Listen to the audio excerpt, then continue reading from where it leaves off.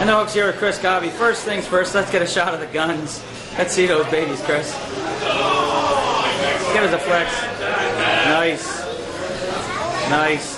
You just had a super match here in Belleville with Dave Knox, the current Ontario champion. How did that go for him?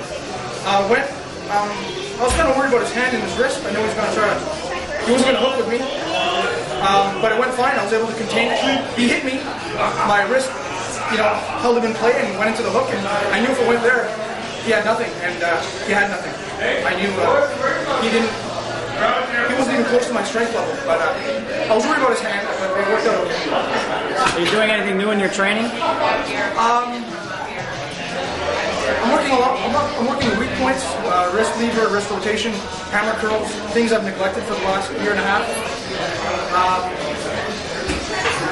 Still work on side pressure, but not as frequent. I find if I was doing it every week, tending to overtrain, that it would impede my arm wrestling time.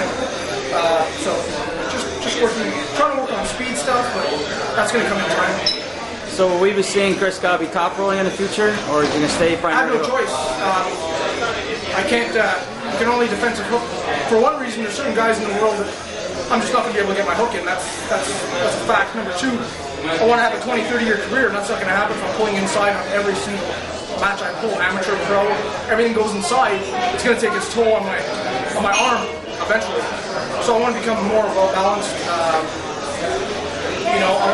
want to be able to have the option to beat some guys with the hand and wrist, and rest the arm for later on in the tournament when I need to hook a guy. It's more ideal. It's a more efficient way to pull, and I think the top pullers all pull that way.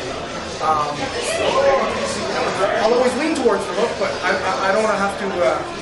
I don't have to always rely on that.